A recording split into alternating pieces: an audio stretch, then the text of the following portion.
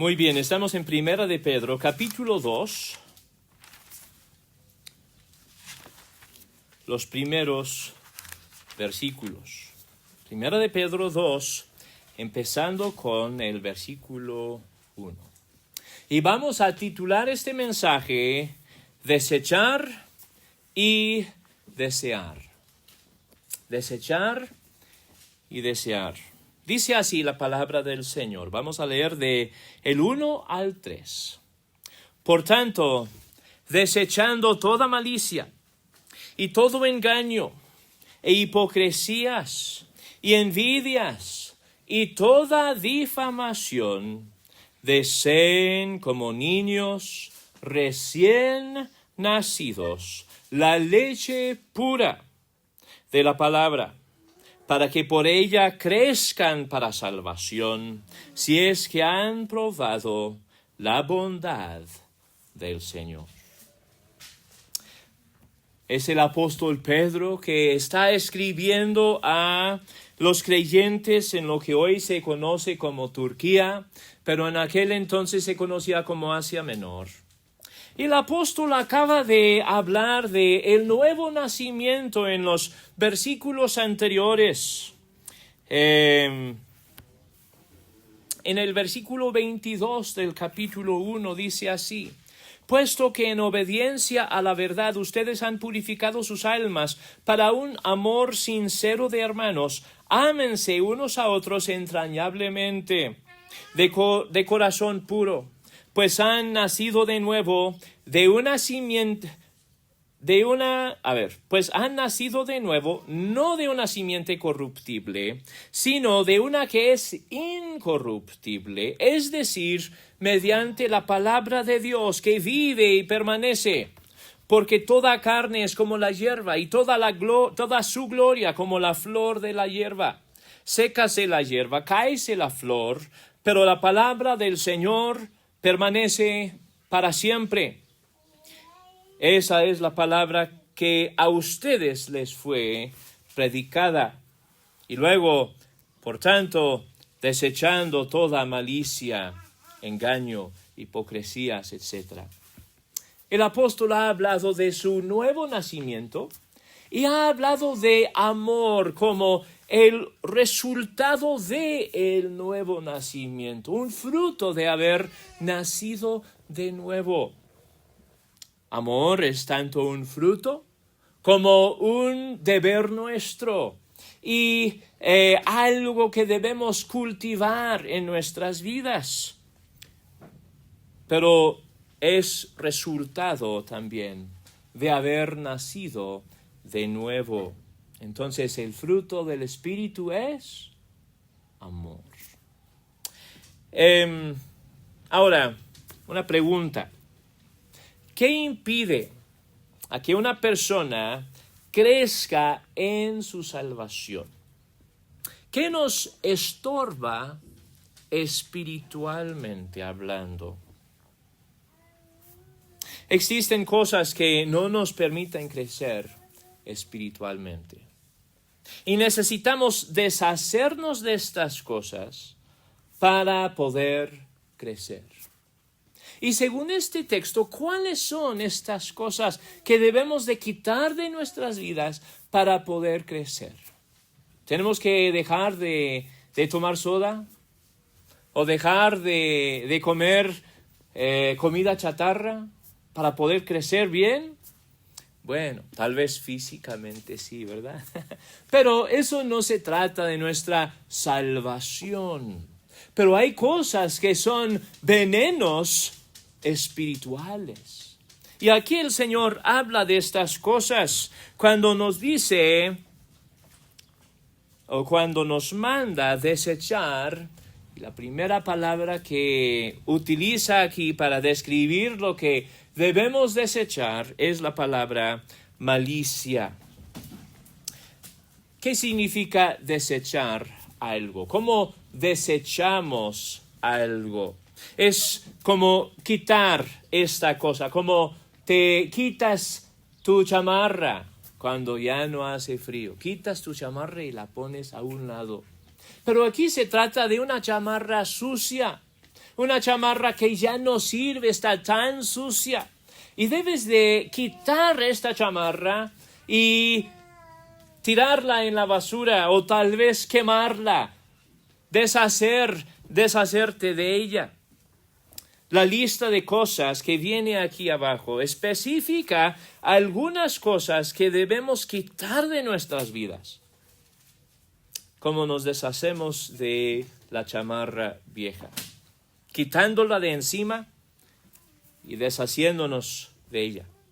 Como creyentes en Cristo, debemos poner estas cosas al lado, dejar de practicarlas, no permitirnos ser gobernados por ellas.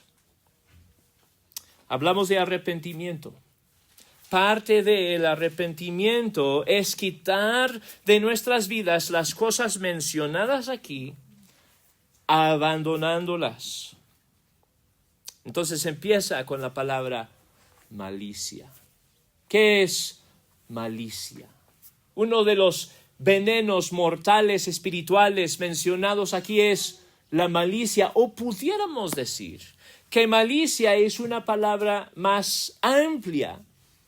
Y las siguientes palabras nos ayuden a entender lo que es la malicia. La malicia habla de todo lo malo, la mala conducta. Muchas veces esto se refiere a prácticas diseñadas para herir a otras personas. Prácticas diseñadas para lastimar a otras personas. Y aquí el Señor nos manda quitar de nosotros toda mala conducta.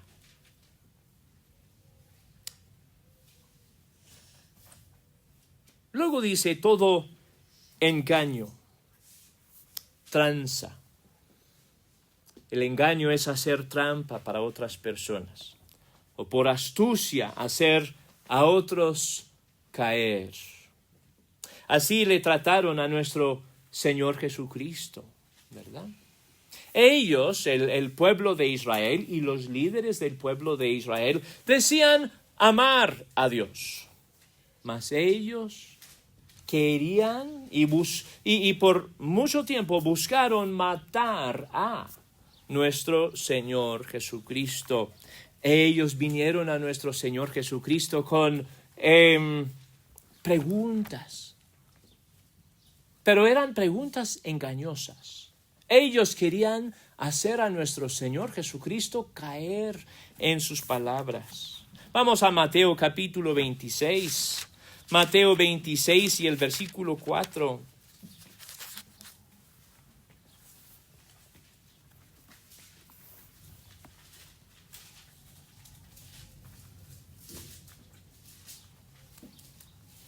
Y aquí el Señor Jesús nos dice que a los que sigan al Señor Jesucristo, muchos vendrán para tratar de engañarlos. Bueno, perdóname, estoy aquí en 24, 4 y luego vamos al 26. 24, vamos a empezar con el versículo 3. Estando Jesús sentado en el monte de los olivos, se acercaron a él los discípulos en privado y le preguntaron: dinos, ¿cuándo sucederá esto? ¿Y cuál será la señal de tu venida y de la consumación de este siglo? Jesús les respondió: tengan cuidado de que nadie los engañe, porque muchos vendrán en mi nombre diciendo yo soy el Cristo, y engañarán a muchos. Antes de la segunda venida de nuestro Señor Jesucristo, o pudiéramos decir en el periodo de tiempo entre la primera y la segunda venidas de Cristo, vendrán muchos con el propósito de engañar y, según este texto, tendrán éxito. Engañarán a muchos. Como trataron a nuestro Señor, tratando de engañarlo, tratarán también a la gente de este mundo y tratarán de engañar aún a los que siguen al Señor Jesucristo. Mateo 26 y el versículo 4. Vamos a empezar en el 3. Entonces los principales sacerdotes y los ancianos del pueblo se reunieron en el patio del sumo sacerdote, llamado Caifás, y con engaño tramaron entre ellos prender y matar a Jesús. Pero decían: no durante la fiesta, para que no haya un tumulto en el pueblo. Bueno, estos eran los líderes espirituales de la nación de Israel. Y como vendrán líderes espirituales cerca del fin de los tiempos que buscarán engañar a muchos, y vemos esto actualmente también, así habían líderes espirituales en el tiempo de la vida terrenal de nuestro Señor Jesucristo, que buscaban engañar. Y con engaño quisieron matar a nuestro Señor Jesucristo. Para ellos, el contar mentiras para tratar de matar a Jesús valía la pena. Era algo bueno para ellos, engañar con el propósito de matar a nuestro Señor Jesucristo. A los hijos de Dios, el Señor nos manda hablar con verdad. Es más, Dios manda a todos, en todo el mundo, a través de su ley, hablar con verdad. Dios ama la verdad. Jesús dice: yo soy el camino, la verdad y la vida. Jesús dijo: si ustedes siguen en mi palabra, verdaderamente son mis discípulos y conocerán la verdad, y la verdad los hará libres. Dios ama a la verdad, y Él desea, según Salmo 51, Él desea verdad en lo íntimo de nuestros corazones. Cuán fácil nos es pensar engaño o dejar una situación crecer tan grande en nuestros pensamientos, pero por mentiras, no creyendo la verdad, sino meditando en cosas que no son ciertas, cosas que son mentiras. El Señor nos manda dejar las mentiras atrás, ya no practicar la mentira, ya no andar en la mentira, en el engaño. Y luego habla de hipocresías. Deja atrás a las hipocresías. ¿Qué es la hipocresía? La hipocresía es el decir una cosa y practicar otra. El Señor desea creyentes íntegros, creyentes que lo sigan fielmente, no solo en sus palabras, sino en sus hechos también. Acuerdo entre lo que nosotros decimos y lo que nosotros practicamos. La hipocresía es el fingir, usar disfraz para esconder la realidad de lo que soy. Y como los fariseos eran ejemplo de engaño, ellos también son ejemplo de hipocresías. En el capítulo 23 del libro de Mateo y el versículo 27, el Señor Jesucristo está pronunciando los ayes en contra de los líderes del pueblo de Israel. 23-27. El Señor dice así: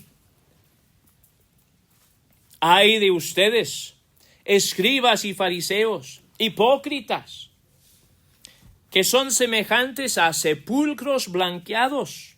Por fuera lucen hermosos, pero por dentro están llenos de huesos de muertos y de toda inmundicia.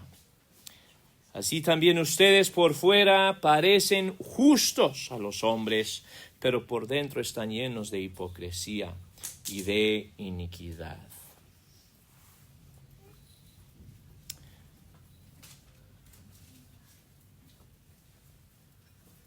Dios ama la verdad en lo íntimo, como hemos mencionado. Dios ama el comportamiento que es de acuerdo a sus mandamientos y Él desea un corazón, nuestro corazón, que nuestro corazón sea para Él y luego que nuestros actos salen de un corazón para amar al Señor. Nos manda a poner al lado hipocresía. Ahora, ¿cómo hacemos esto? Bueno, voy a poner al lado la hipocresía. Si tengo en mi corazón un sentimiento malo, un deseo de pecar, así que siendo que no voy a ser hipócrita, voy a practicar lo que mi sentimiento me manda a hacer. No, eso no es la forma de deshacernos de la hipocresía, sino debemos arrepentirnos de el sentimiento pecaminoso o el pensamiento pecaminoso que ataca nuestra mente, decir que no a el pecado y decidir seguir a Dios tanto con mi corazón como con mis hechos.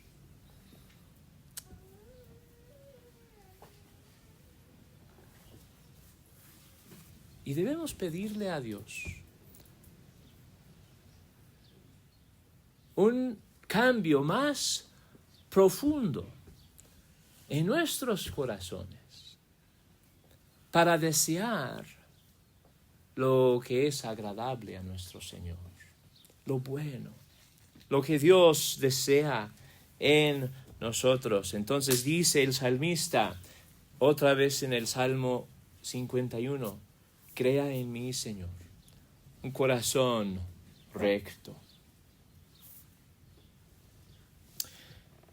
Después de hablar de las hipocresías, habla de envidias, de las envidias. ¿Qué es la envidia? Envidia es la mala voluntad, detracción, celos, tristeza, cuando uno ve que a otro le va bien. Vamos a decir que en tu trabajo otro supera y luego gana más dinero que tú porque hace, según los patrones, un mejor trabajo. ¿Qué va a pasar? ¿O qué vas a sentir? Vamos a decir que empezaron ustedes dos, al mismo tiempo en el trabajo. O tal vez tú empezaste aún antes que el otro. Y él ahora está ganando más que tú. ¿Puedes imaginar un sentimiento de envidia en tu corazón? Esto no es justo. Mira cómo lo están tratando tan bien y a mí no. Y te empiezas a sentir enojo en contra del patrón. O tal vez quieras hacer caer a tu compañero del trabajo, ¿verdad? Bueno, si yo puedo hacer que el patrón vea lo malo que verdaderamente es, entonces ya no va a tener tanto éxito como ahora tiene. Esta es la envidia. La palabra envidia habla de un mal deseo. El Señor nos manda quitar estos malos deseos. Entonces, ¿qué debemos hacer? Cuando ocurre en tu mente uno de estos malos deseos, el deseo de ver a otra persona sufrir para que tú puedas superar o ser visto como mejor que la otra persona. Debes decirte que no a ti mismo cuando estos pensamientos vienen a tu mente. Debes de quitar estos pensamientos como quitamos esta chamarra vieja. Debemos quemar estos pensamientos en el fuego del olvido para ya no volver a estos pensamientos.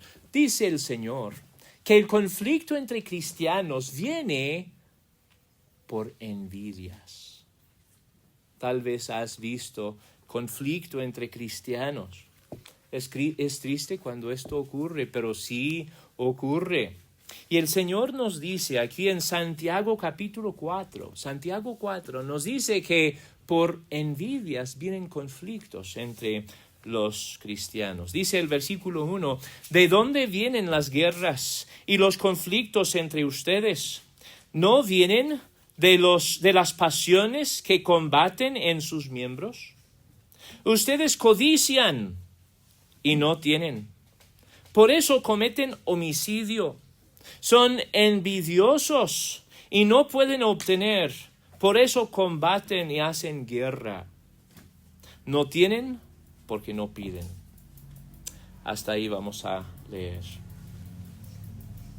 La envidia, esa clase de actitudes, lleva a guerras entre los cristianos, conflictos entre personas que dicen ser seguidores del Señor.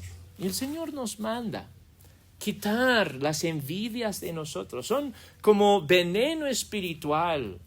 Envenenan nuestro espíritu. Nuestro corazón se convierte en algo muy amargado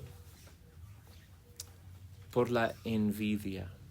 Esto afecta a nuestra relación como iglesia y también puede afectar a nuestros matrimonios. Si hay envidia entre la pareja, eso puede conducir a guerra y conflicto.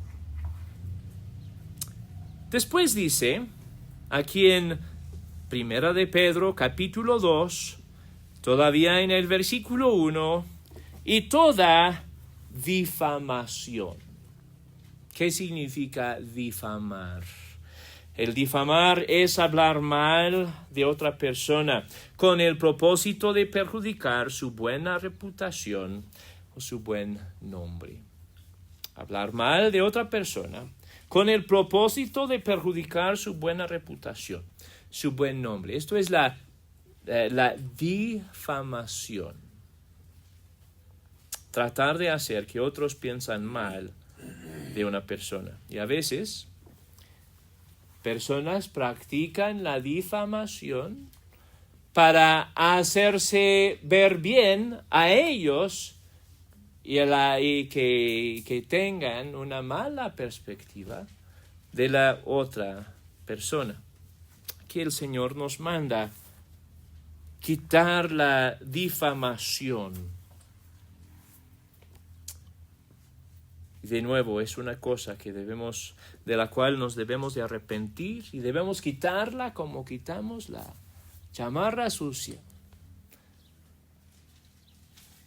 Tirarla. Todas estas cosas son obras de la carne. El Señor nos habla en el libro de Gálatas capítulo 5 del fruto del Espíritu, ¿verdad? Y también en Gálatas 5 el Señor habla de las obras de la carne. Y esta lista que acabamos de leer aquí en Primera de Pedro refleja muchas de las actividades y actitudes de Gálatas 5, justo después de las cartas a los Corintios, viene el libro de Gálatas. El versículo 19 dice así, ahora bien, las obras de la carne son evidentes, las cuales son inmoralidad, o sea, el pecado sexual, actividad sexual fuera del pacto de matrimonio, Y luego dice impureza, sensualidad, idolatría, hechicería, enemistades, pleitos, celos, enojos, rivalidades, disensiones, herejías, envidias, borracheras, orgías y cosas semejantes, contra las cuales les advierto, como ya se lo he dicho antes, que los que practican tales cosas no heredarán el reino de Dios. La lista que encontramos en Primera de Pedro refleja muchas de estas mismas cosas que encontramos en Gálatas 5. Y si seguimos en estas cosas, si nos dejamos gobernar por la envidia, si dejamos que nuestra lengua habla difamación, si permitimos la hipocresía en nuestra vida, si vivimos por engaño en vez de vivir por la verdad de Dios, si andamos en la malicia, todo esto estorba la vida cristiana, estorba nuestro caminar con Dios. Quedamos estancados y la nueva vida cristiana no crece a menos que se renuncie al pecado. Y el texto nos manda quitar estas cosas y nos manda poner otras cosas. Nunca es suficiente dejar la pecaminosa manera de vivir. Nunca es suficiente quitar estas cosas de nuestra vida. No puedes tan solo tirar la chamarra o quemarla, la chamarra vieja. Necesitas poner otra chamarra. Necesitas dejar estas prácticas, pero adoptar otras prácticas. Dejar la envidia, dejar la hipocresía, pero debemos poner otra cosa en su lugar. Nunca es suficiente dejar la pecaminosa manera de vivir. Necesitamos algo más para tomar su lugar. Creo que hallaremos mucho más éxito en nuestro caminar con Cristo si no nos enfocamos tanto en estas cosas que debemos quitar. Debemos quitarlas y olvidarlas. Y poner nuestra atención en algo más. Entonces nos dice en el versículo 2, deseen como niños recién nacidos la leche pura de la palabra, para que por ella crezcan para salvación.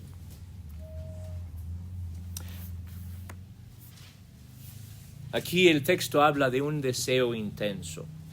Como niños recién nacidos. Los niños recién nacidos quieren comer a todas horas. Nunca se hartan de la comida que Dios les ha dado por medio de sus madres. Los niños nacen con este instinto. Y el Señor nos exhorta a imitar el ferviente deseo de un bebé cuando se trata de nuestra relación con la palabra de Dios.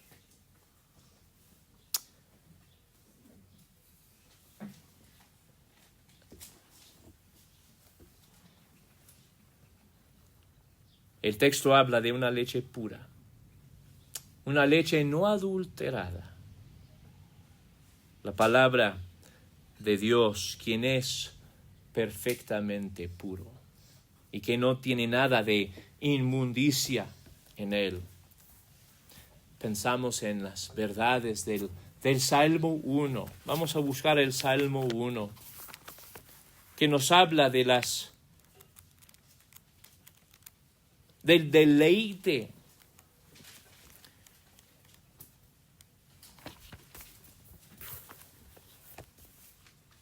que el justo tiene en la palabra de Dios. Cuán bienaventurado es el hombre, sumamente feliz el hombre, que no anda en el consejo de los impíos, ni se detiene en el camino de los pecadores, ni se sienta en la silla de los escarnecedores, o los que se burlan de Dios y de las cosas de Dios, sino que en la ley del Señor está su deleite, y en su ley medita de día y de noche. Será como árbol plantado junto a corrientes de agua, que da su fruto a su tiempo, y su hoja no se marchita. En todo lo que hace prospera. No así los impíos, que son como paja, que se lleva el viento. Por tanto, no se sostendrán los impíos en el juicio, ni los pecadores en la congregación de los justos. Porque el Señor conoce el camino de los justos, pero el camino de los impíos perecerá. Aquí habla de una persona que se deleita en la palabra de Dios. El leer la palabra de Dios no es para esta persona un sufrimiento, un aburrimiento, sino halla en la palabra de Dios su alimento espiritual, lo que le ayuda y le hace crecer, el deleite de su alma. Y el Salmo 19 habla de la pureza de la palabra de Dios. Vamos a leer este salmo también, Salmo 19. Aquí nos habla de la revelación de Dios a nosotros. Dios condescendió para darte a conocer a nosotros los pecaminosos seres humanos, que merecemos castigo, merecemos ser rechazados por Él, pero en vez de rechazarnos, el Señor condesciende para revelarse a nosotros. Dice, los cielos proclaman la gloria de Dios y el firmamento anuncia la obra de sus manos. Un día transmite el mensaje a otro día, y una noche a la otra noche revela sabiduría. No hay mensaje, no hay palabras, no se oye su voz. Pero por toda la tierra salió su voz, y hasta los confines del mundo sus palabras. En ellos Dios puso una tienda para el sol, y como un esposo que sale de su alcoba, se regocija como hombre fuerte al correr su carrera. De un extremo de los cielos es su salida, y su curso hasta el otro extremo de ellos, y no hay nada que se esconda de su calor. La ley del Señor es perfecta, que restaura el alma. Y aquí estas frases del versículo 7 en adelante hablan de la palabra de Dios. La ley del Señor es perfecta, que restaura el alma. El testimonio del Señor es seguro, que hace sabio al sencillo. Los preceptos del Señor son rectos, que alegran el corazón. El mandamiento del Señor es puro, que alumbra los ojos, o sea que nos da sabiduría. El temor del Señor es limpio, que permanece para siempre. Los juicios del Señor son verdaderos, y todos ellos justos, deseables. Aquí habla del deleite del salmista en la palabra del Señor, cuando dice deseables más que el oro, sí, más que mucho oro fino, más dulces que la miel y que el destilar del panal. Además, tu siervo es amonestado por ellos. O sea que si la palabra de Dios te convence de tu pecado, bueno, eres uno de toda la gente del mundo que necesita ser corregida por la palabra de Dios. Entonces el siervo del Señor, una persona que está sirviendo al Señor, es amonestado, advertido, instruido por la palabra de Dios. En guardarlos hay gran recompensa. ¿Quién puede discernir sus propios errores? Hermanos, muchas veces no discernimos nuestros propios errores, pero luego dice, absuélveme de los que me son ocultos. Guarda también a tu siervo de pecados de soberbia, que no se enseñoreen de mí. Y esto es, cuán fácil nos es ser gobernados por pecados de soberbia. En vez de deleitarnos en la palabra de Dios, y en vez de quitar de nosotros la hipocresía, el pecado de soberbia te quiere convencer de que tú eres el bueno. Los otros, no. Pero tú sí lo eres. Estos son los pecados de soberbia. Entonces el salmista pide, guarda también a tu siervo de pecados de soberbia, que no se enseñoreen de mí. Entonces seré íntegro, o sea, completo, maduro, y seré absuelto de gran transgresión. Sean gratas las palabras de mi boca y la meditación de mi corazón delante de ti, oh Señor, roca mía y redentor mío. El deleite del salmista en la palabra de nuestro Señor. Y el Señor nos manda a todos sus hijos encontrar su deleite en el Señor y en su palabra, y buscar deleitarnos en la palabra de Dios, como el niño recién nacido se deleita en la leche.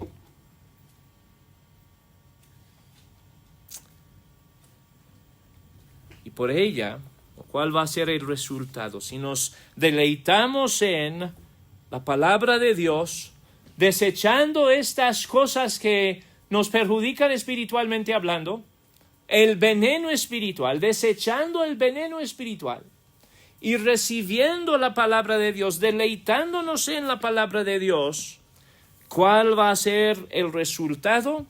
Dice aquí en Primera de Pedro capítulo 2, versículo 2, para que por ella crezcan para salvación. Crecemos en nuestra salvación por medio de la palabra de Dios y un deleite en ella. El Señor Jesús, cuando oró por nosotros, en Juan capítulo 17, Él dice así, santifícalos en tu verdad. Tu palabra es verdad. Nosotros somos santificados, apartados de este mundo para Dios y habilitados a caminar con el Señor más y más exitosamente por medio de lo que Dios hace en nuestras vidas a través de su palabra. Purificamos nuestra forma de vivir por medio de la obediencia a la palabra de Dios. Y luego dice el versículo 3, si es que han probado la bondad del Señor. Si es que ustedes, mi audiencia, han probado la bondad del Señor, dice el apóstol Pedro. La bondad de Dios.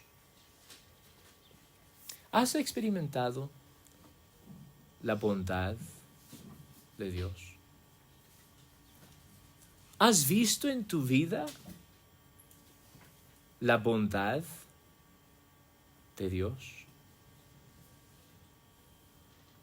¿Lo has conocido como el que perdona tus pecados? ¿Has conocido a Dios como tu Padre? ¿Has recibido gracia en la persona de nuestro Señor Jesucristo? Experimentamos la bondad del Señor en el Evangelio de nuestro Señor Jesucristo. No hay mayor muestra de la bondad de nuestro Dios que el Evangelio de Cristo. En el Evangelio de Cristo Dios hace muchísimo bien. No a sus simpatizantes, no a sus grandes amigos, no a los que ya arreglaron sus vidas y por lo tanto merecen la salvación, sino por sus enemigos.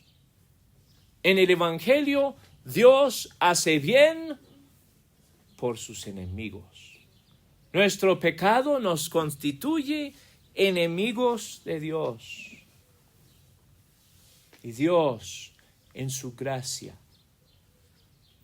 hace bien por personas que son enemigas suyos.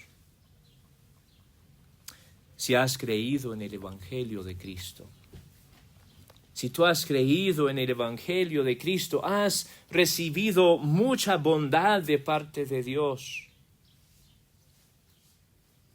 Si crees en el Evangelio de Cristo, has probado la benignidad de nuestro Señor.